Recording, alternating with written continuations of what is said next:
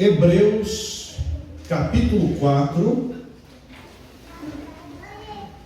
versos 14, 15 e 16.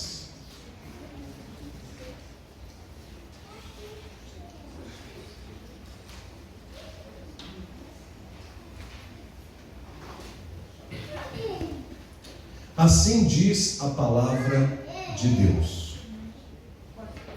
Tendo, pois, a Jesus, o Filho de Deus, como grande sumo sacerdote, que penetrou os céus, conservemos firmes a nossa confissão, porque não temos sumo sacerdote que não possa compadecer-se das nossas fraquezas. Antes, foi ele tentado em todas as coisas, a nossa semelhança, mas sem pecado. Acheguemo-nos, portanto, confiadamente, junto ao trono da graça, a fim de recebermos misericórdia e acharmos graça para socorro em ocasião oportuna. Não feche a sua Bíblia, meu irmão. Vamos orar a Deus nesse momento. Pai Santo, peço que o Espírito Santo Teu opere em nossos corações, em nossas mentes, para que nós compreendamos qual seja a boa, agradável e perfeita vontade do Senhor. Amém. Queremos sair daqui, Senhor, certos de que Jesus Cristo é o sumo sacerdote da nossa vida. Amém. Eu oro em nome dele, de Jesus. Amém. Amém. Irmãos, quando Jesus veio, ele veio no meio do povo de Israel. O povo de Israel recebeu um pacto da parte de Deus, que foram os 10 mandamentos, e mais 618 outros mandamentos, contidos nos livros de Êxodo, Levítico, Números e Deuteronômio, que eles deveriam guardar durante toda a vida. E esse pacto feito com Israel foi selado com o sangue de cordeiro. Moisés matou o cordeiro, pegou o sangue e despejou no meio do povo, dizendo: esta é a aliança que eu estou fazendo com vocês, ó povo de Israel. E essa aliança se baseava da seguinte forma: os israelitas iriam pecar contra Deus. Então, quando eles pecassem contra Deus, eles deveriam levar uma ovelha, um cordeiro, diante do sacerdote, para que o sacerdote colocasse a mão do ofertante sobre o cordeiro e, em outras palavras, dissesse o seguinte: este cordeiro vai ser morto por causa dos seus pecados, ou vai ser morto por causa dos meus pecados. E o ofertante via o sacrifício duro que acontecia com aquele cordeiro. Mas como não era um sacrifício perfeito, ele se repetia várias e várias e várias vezes ao longo da vida de um judeu. Então ele não era perfeito, ele era um aio, ele era uma muleta, porque Deus prometeu o seguinte para os judeus: e acontecerá nos últimos dias que estabelecerei uma nova aliança, um novo concerto, um novo pacto com vocês, não mais no sangue dos cordeiros, mas colocarei a minha lei no coração de vocês, e vocês me amarão. Tirarei o coração de pedra e colocarei um coração de carne. No tempo dos judeus, uma vez por ano, o sumo sacerdote, quem que era o sumo sacerdote? Era um descendente de Arão, da tribo de Levi, que era nomeado para ele levar um sacrifício pela nação inteira diante de Deus. Primeiro ele fazia um sacrifício para si próprio, porque ele também era pecador. Depois ele fazia um sacrifício para toda a nação e buscava a Deus pedindo e implorando perdão em nome da nação, falando: Senhor, perdoa o teu povo que se chama pelo teu nome. Esse era o sumo sacerdote. Mas Deus, quando manda Jesus para que Jesus seja o fundador, o cabeça de uma nova aliança, de um novo pacto, não mais no sacrifício de cordeiros, mas agora no sacrifício do próprio Filho de Deus, que fora apresentado por João Batista, dizendo assim: eis o Cordeiro de Deus que tira o pecado do mundo. Ele, o próprio Filho de Deus, tomaria todos os pecados da nação e todos os pecados de todas as pessoas que viessem a crer nele, e ele não faria um sacrifício por si primeiro, porque ele, diferente dos outros sumos sacerdotes, não tinha pecado. E ele, diferente dos outros sumos sacerdotes, não seria substituído, porque ele vive eternamente. Então ele tomaria sobre si os nossos pecados e nos apresentaria diante de Deus. Esse era o plano da salvação que Deus preparara através da pessoa de Jesus.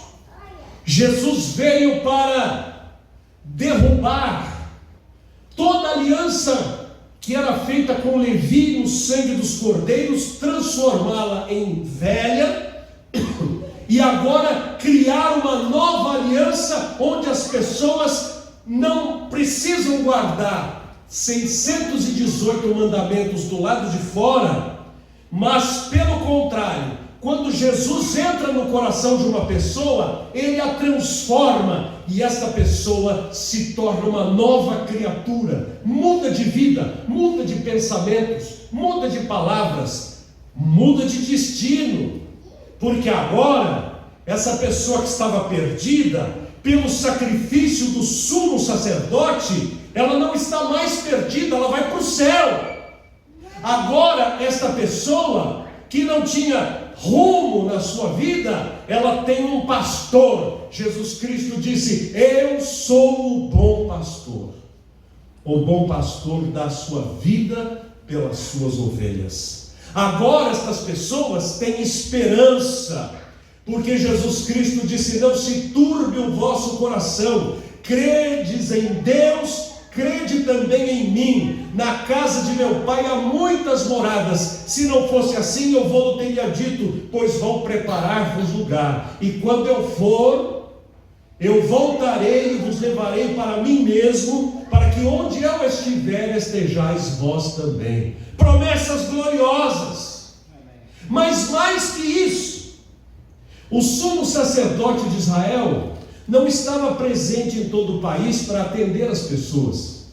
Se alguém o procurasse para que ele intercedesse, para que ele fosse perdoado, primeiro ele tinha que fazer uma intercessão por si próprio, para depois apresentar esta pessoa. E ele não estava presente em todos os lugares, ele era uma pessoa só. Mas Jesus disse em Mateus capítulo 28, eis que estou convosco todos os dias. Ele é um sumo sacerdote presente, real, acessível. Diz a Bíblia, no texto que nós lemos, que Jesus, a nossa semelhança, foi tentado de todas as formas e de todas as maneiras para cair em pecado, mas diferentemente de nós, ele não caiu em pecado, ele não pecou, ele manteve-se fiel ao seu Pai. Por isso, perfeito como é, ele conhece quais são as nossas lutas, as nossas aflições e as tentações que tão de perto nos assediam, que se voltam contra nós o tempo todo. Já perceberam que quando nós colocamos no coração o desejo de nos consagrarmos ao Senhor, os problemas parecem que aumentam. Já viram isso? Eu vou orar mais. Parece que há mais problemas que aparecem e você diz, então não vou orar. Tentação. A tentação, ela tem como objetivo desviá-lo da sua vida consagrada ao Senhor, desviá-lo da sua comunhão intensa com o Senhor. E principalmente quando nós caímos numa tentação, e há muitas tentações que fazem com que nós possamos cair, a Bíblia diz em 1 João capítulo 2, filhinhos, eu vos escrevo estas coisas para que não pequeis. Mas, se pecarmos, temos um advogado perante o Pai, Jesus Cristo, o justo. Ele é a propiciação pelos nossos pecados. Então o que acontece? Se eu cair numa tentação, se eu falei o que eu não devia, se eu fiz o que eu não podia, se eu me omiti naquilo que eu tinha que ter feito e não fiz, se eu não dei um bom testemunho, diz o texto que eu posso procurar o sumo sacerdote que terá piedade de mim, terá misericórdia de mim, e virá sobre a minha vida, limpando meu coração, estendendo a mão e dizendo, como disse para uma das pessoas a quem ele curou, vá, mas não peques mais, para que não te aconteça coisa pior. O crente não peca por costume. Quem peca por costume é porque ainda não é crente. A Bíblia diz, aquele que é nascido de Deus não vive na prática do pecado. Não adianta ser membro da igreja, não adianta cantar bonito, não adianta ler tudo quanto é figurinha que mandam, ou ler a Bíblia, se não tiver um compromisso do fundo do coração de amar, honrar e obedecer a Deus. Jesus disse, aquele que me ama, guarda os meus mandamentos. Logo, o contrário também é verdade. Aquele que não me ama, não guarda os meus mandamentos. Portanto, meus irmãos, uma verdadeira transformação não é uma coisa que vem de fora para dentro, é algo que vem de dentro para fora. Quando eu me dou por mim, a minha vida mudou, o meu coração mudou, os meus pensamentos mudaram, os meus sentimentos foram alterados e eu agora sou uma pessoa nova, transformada. Veja o que diz o texto, verso 14. Tendo, pois, a Jesus, o Filho de Deus, como grande sumo sacerdote, que penetrou nos céus. O sacerdote, o sumo sacerdote judeu, penetrava no santo dos santos na terra, que era o templo. Jesus não, ele penetrou os céus, muito mais do que um sumo sacerdote humano. Ele penetrou nos céus, e diz o texto, conservemos firmes a nossa confissão. E aqui é importante, irmãos, o crente não perde a sua salvação, porque a salvação não é feita por méritos meus. A salvação foi conquistada por Cristo na cruz. Mas por outro lado, o crente, ele conserva firme a sua confissão cristã. Porque se ele não conservar firme a sua confissão cristã, não é que ele tenha perdido a salvação, é que ele nunca foi salvo, ele nunca experimentou a graça de Deus. Os irmãos já viram um grão de feijão? Na escola tem bastante, né? Quando você vai fazer experiência. Vocês já fizeram, crianças, experiência com grão de feijão? Aí você põe uma tampinha de margarina, um algodão, um pouco de água e bota uns 3 feijõezinhos. O que acontece 3 dias depois que você deixou o feijão naquele algodão molhado? O que acontece? Nasce.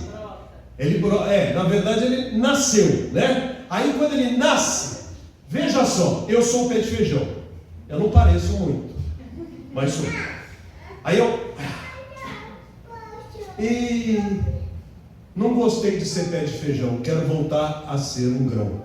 Dá para ser um grão de novo? Depois de ter nascido, dá para ser um grão outra vez? Sim ou não? Não, porque é uma metamorfose, acontece de dentro para fora, não volta mais. Quando você encontra Jesus, é como se você fosse um grão de feijão. A hora que você encontra Jesus, você germina, você nasce. Não existe a possibilidade de dizer assim, não gostei disso. Se você não gostou, é porque você não nasceu de novo, porque a vida com Deus é a melhor de todas. A vida de um salvo é um milagre. A vida de um salvo é uma transformação. Diz o texto no verso de número 15: porque não temos um sumo sacerdote que não possa compadecer-se das nossas fraquezas. Antes foi ele tentado em todas as coisas à nossa semelhança, mas sem pecado. Porque algumas pessoas dizem assim: se Deus fosse homem, ele entenderia as coisas que eu passo. Como ele não é homem, ele não sabe as tentações pelas quais eu atravesso. Isso não pode mais ser dito, porque Deus se fez homem na pessoa de Jesus. Ele é o Emanuel. O que quer dizer Emanuel? Deus conosco. Ele se fez homem, habitou entre nós. Jesus ficou cansado? Então ele sabe o que é o cansaço. Jesus foi tentado no meio da sua adolescência? Então ele sabe o que é uma tentação. Jesus foi tentado a ter preguiça? Foi. Ele sabe o que é isso. Jesus foi tentado a se enfurecer e entrar numa briga? Foi. Mas qual a diferença dele e a nossa? Qual é a diferença? Ele não pecou. Ele foi tentado em tudo, mas diferentemente de nós, ele não caiu em nenhuma armadilha. Portanto, quando você e eu caímos numa armadilha, o crente peca por escorregão. Caiu numa armadilha. Quando ele viu, ele já falou. Quando ele viu, ele já brigou. Quando ele viu, ele já errou. Mas na hora, o Espírito Santo lhe convence do pecado, e ele cai em si e diz assim: meu Deus, o que foi que eu fiz? E nessa hora ele faz como o rei Davi, se prostra no chão e diz o quê? O que Davi disse quando o profeta Natan revelou o seu pecado? O que ele disse? Pode dizer, minha irmã. Pode dizer. Eu pequei contra ti, ó Senhor, né? Alguma coisa assim. Pequei contra ti, Senhor. O crente é esse que não precisa de alguém dizer. Ele cai em si e fala: meu Deus, pisei na bola. Quantos motoristas no trânsito, alguém aborrece no trânsito e vai lá, vou tirar satisfação. E quando você dá aquele mau testemunho, que situação de constrangimento. Eu escrevi um texto uma vez, eu nem me lembro o nome, acho que é constrangedor. O pastor foi convidado, num tempo que não havia GPS, havia só o mapa, lembra do São Paulo, guia São Paulo? Que você achava as ruas da cidade? E ele foi convidado para pregar lá na vila não sei o quê. Tentou descobrir direitinho, está com o mapa aqui, vira, de repente vem um cara... E ele: Fominha, barbeiro, por que você fez isso? É você! E ele: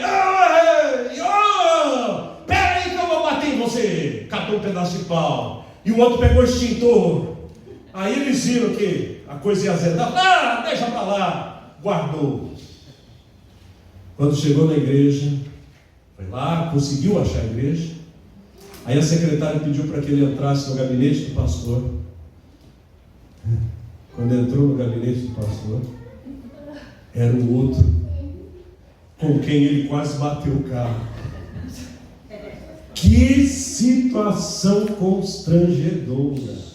Já pensou? Que coisa! Um outro amigo meu estava correndo, aí de repente passou aqui, era um membro da igreja. Ô pastor, tá forte aí, tá correndo. Perdão. Aí diminuiu.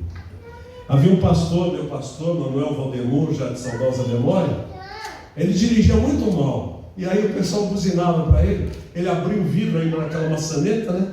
E falava assim, Deus te abençoe. Aí acabava a briga, né? Terminava qualquer discussão. Deus sabe, Jesus sabe as lutas pelas quais nós passamos. E quando nós procuramos o altar da graça de Deus, dizendo, Senhor, tenho pecado contra ti, tenho dado um mau testemunho sobre ti, me perdoe. Ele perdoa. Diz o texto aqui, verso de número 16: acheguemo-nos, portanto, confiadamente junto ao trono da graça. Meus irmãos, o que é graça? A palavra graça em grego é charis ou charis. O que significa graça? Como é que é? Favor imerecido. Graça é uma coisa que você não tem direito, mas que lhe foi dado.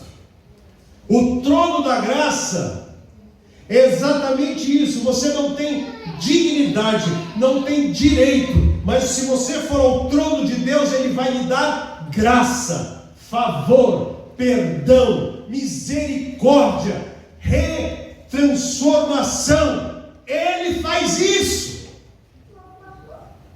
Diz o texto, acheguemo-nos, portanto, confiadamente junto ao trono da graça, a fim de recebermos o que? Misericórdia. O que é misericórdia? Miseres, cardia.